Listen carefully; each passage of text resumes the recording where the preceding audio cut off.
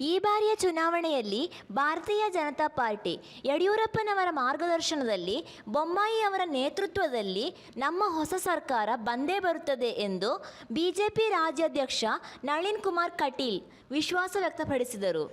ತುರುವೇಕೆರೆ ತಾಲೂಕಿನ ಆನೆಕೆರೆ ಗ್ರಾಮ ಪಂಚಾಯಿತಿ ವ್ಯಾಪ್ತಿಯಲ್ಲಿ ಶಾಸಕ ಮಸಾಲ ಜಯರಾಮ್ ಜೊತೆಗೂಡಿ ರೋಡ್ ಶೋ ನಡೆಸಿ ಬಿರುಸಿನ ಪ್ರಚಾರ ನಡೆಸಿದ ಅವರು ಕಾಂಗ್ರೆಸ್ ಪಕ್ಷದ ವಿರುದ್ಧ ವಾಗ್ದಾಳಿ ನಡೆಸಿದರು. ನಿಮ್ಮಲ್ಲಿ ಆಶೀರ್ವಾದ ಬೇಡುವುದಕ್ಕೋಸ್ಕರ ಬಂದಿದ್ದಾರೆ, ಅಭಿವೃದ್ಧಿಯನ್ನು ಮಾಡಿ ಬಂದಿದ್ದಾರೆ. ಒಬ್ಬ ಸರಳ ಸಜ್ಜನಿಕೆಯ ಸಾಮಾನ್ಯ ರಾಜಕಾರಣಿ ಯಾರು? ಜಯರಾಮಣ್ಣ. ಹಾಗಾಗಿ ಬಹಳ ಪ್ರೀತಿಯಿಂದ ಅವ್ರ ಪರವಾಗಿ ಮತವನ್ನು ಯಾಚನೆ ಮಾಡೋದಕ್ಕೆ ಬಂದಿದ್ದೇನೆ. ನಮಗೆ ಸರಳ ಸಜ್ಜನಿಕೆಯ ರಾಜಕಾರಣಿ ಬೇಕಾ, ಗೂಂಡಾಗಿರಿಯ ರಾಜಕಾರಣಿ ಬೇಕಾ? ಆದರೆ ಜಯರಾಮಣ್ಣನ ಗೆಲ್ಲಿಸುವ ಸಂಕಲ್ಪಗಳು ನಿಮ್ಮಲ್ಲಿರಬೇಕು. ಒಂದು ವೇಳೆ ಇವತ್ತು ದೇಶದಲ್ಲಿ ಪರಿವರ್ತನೆ ಯುಗ ಪ್ರಾರಂಭ ಆಗಿದೆ. ಒಂದು ಕಾಲಘಟ್ಟಗಳಿತ್ತು ಈ ದೇಶ ಅಯೋಧ್ಯೆಯ ಪ್ರಭು ಶ್ರೀರಾಮಚಂದ್ರನ ಮಂದಿರಕ್ಕೋಸ್ಕರ ಹೋರಾಟ ಮಾಡಬೇಕಾಯ್ತು, ಬಲಿದಾನ ಮಾಡಬೇಕಾಯ್ತು.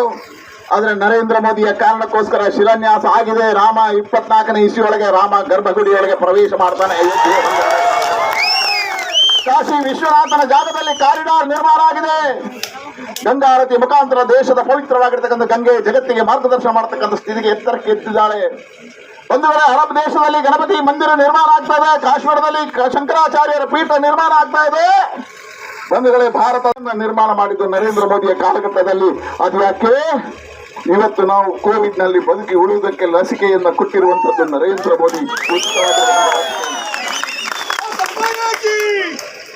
ಹಾಗಾಗಿ ಆಯುಷ್ಮಾನ್ ಭವ ನರೇಂದ್ರ ಮೋದಿಯಿಂದ ಆಯ್ತು, ಜನರಿಕ್ ಜನೌಷಧಾಲಯ ನರೇಂದ್ರ ಮೋದಿಯಿಂದ ಆಯ್ತು, ಮನೆ ಮನೆಗಳಿಗೆ ವಿದ್ಯುತ್ ನರೇಂದ್ರ ಮೋದಿಯಿಂದ ಆಯ್ತು, ಮನೆ ಮನೆಯಲ್ಲಿರ್ತಕ್ಕಂಥ ಅಕ್ಕಿಯ ಡಬ್ಬಕ್ಕೆ ಅಕ್ಕಿಯನ್ನು ತುಂಬಿಸಿದ್ದು ನರೇಂದ್ರ ಮೋದಿ ಸರ್ಕಾರ, ನರೇಂದ್ರ ಮೋದಿ ಸರ್ಕಾರ.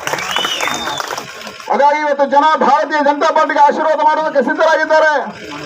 ಈ ರಾಜ್ಯದಲ್ಲಿ ಯಡಿಯೂರಪ್ಪ ಮುಖ್ಯಮಂತ್ರಿ ಆದ ಮೇಲೆ ಭಾಗ್ಯಲಕ್ಷ್ಮಿ ಯೋಜನೆ, ಸಂಧ್ಯಾ ಸುರಕ್ಷಾ ಯೋಜನೆ, ಶಾಲೆಗೆ ಹೋಗುವ ಮಕ್ಕಳಿಗೆ ಸೈಕಲ್, ಬಡ ರೈತರಿಗೆ ಸಾಲ, 10,000 ಜನರಿಗೆ ಮುಂದಿನ 5 ವರ್ಷದಲ್ಲಿ ಜಯರಾಮಣ್ಣ ಮನೆ ಕಟ್ಟಿ ಕೊಡ್ತಾರೆ, ಜಾಗ ಕೊಡ್ತಾರೆ. ಇದು ಭಾರತೀಯ ಜನತಾ ಪಾರ್ಟಿ ಸಂಕಲ್ಪ.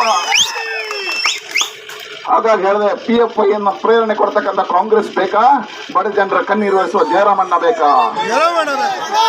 ಭಯೋತ್ಪಾದಕರಿಗೆ ಬೆಂಗಾವಲಾಗಿರ್ತಕ್ಕಂಥ ಕಾಂಗ್ರೆಸ್ ಬೇಕಾ, ಅಥವಾ ಮನೆ ಮನೆಗಳನ್ನ ಕಟ್ಟಿಕೊಡುವ ಜಯರಾಮಣ್ಣ ಬೇಕಾ?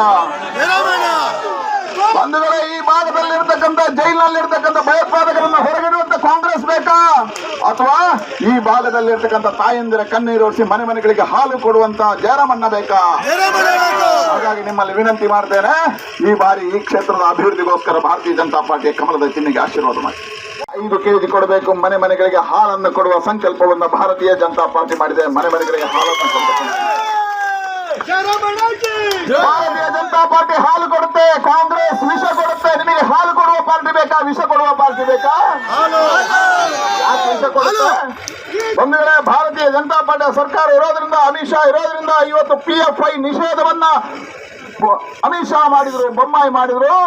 NIA ಮುಖಾಂತರ ಭಯೋತ್ಪಾದಕರನ್ನ ಜೈಲಿಗಟ್ಟಿದ್ರು. ಕಾಂಗ್ರೆಸ್ ಹೇಳುತ್ತೆ PFI ನಿಷೇಧ ವಾಪಸ್ ತೆಗಿತೀವಿ, ಗೋಹತ್ಯೆ ನಿಷೇಧ ವಾಪಸ್ ತೆಗಿತೀವಿ, ಮತಾಂತರ ನಿಷೇಧ ವಾಪಸ್ ತೆಗಿತೀವಿ, ಬಜರಂಗ ದಳವನ್ನ ನಿಷೇಧ ಮಾಡಿ ಯುವಕರನ್ನ ಜೈಲಿಗೆ ಹಾಕ್ತೇವೆ. ಈ ಪಾರ್ಟಿ ಬೇಕಾ? ಭಾರತೀಯ ಜನತಾ ಪಾರ್ಟಿ ರೈತರ ಸಾಲ ಮನ್ನಾ ಮಾಡಿದ್ರು, ಸಾವಯವ ಕೃಷಿಗೆ ಉತ್ತೇಜನ ಕೊಟ್ಟಿದ್ದು ಯಡಿಯೂರಪ್ಪನವರು. ಈ ರಾಜ್ಯದಲ್ಲಿ ಮೊದಲ ಬಾರಿಗೆ ರೈತರ ಬಜೆಟ್ ಮಂಡನೆ ಮಾಡಿದ್ದು ಯಡಿಯೂರಪ್ಪನವರು. ಹಾಲು ಕರೆಯುವ ತಾಯಂದಿರಿಗೆ 4 ರೂಪಾಯಿ ಬೆಂಬಲ ಬೆಲೆ ಕೊಟ್ಟಿದ್ರೆ ಅದು ಯಡಿಯೂರಪ್ಪನವರು ಕೊಟ್ಟಿದ್ದಾರೆ ಮೊದಲ ಬಾರಿಗೆ ಈ ರಾಜ್ಯದಲ್ಲಿ.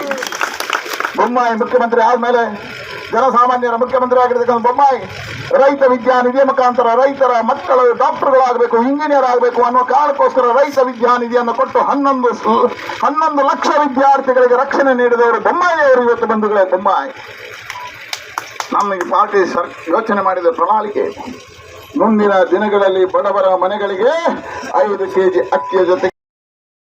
ರೋಡ್ ಶೋನಲ್ಲಿ ಶಾಸಕ ಮಸಾಲ ಜಯರಾಮ್, ಸಂಸದ ಪ್ರಸಿದ್ಧಿ, ತಾಲೂಕು ಬಿಜೆಪಿ ಅಧ್ಯಕ್ಷ ಮುತ್ತಣ್ಣ, ಬ್ಯಾಲಹಳ್ಳಿ ಸೋಮಣ್ಣ, ವಕೀಲ ಮುದ್ದೇಗೌಡ, ಬಸವೇಶ್, ಸೋಮೇನಹಳ್ಳಿ ಜಗದೀಶ್, VT ವೆಂಕಟರಾಮ್, ಮಾಜಿ ಪಟ್ಟಣ ಪಂಚಾಯಿತಿ ಅಧ್ಯಕ್ಷ ಹಾಲಿ ಸದಸ್ಯ TK ಚಿದಾನಂದ ಮತ್ತಿತರಿದ್ದರು. ವರದಿ ಸುರೇಶ್ ಬಾಬು ಎಂ, ತುರುವೇಕೆರೆ.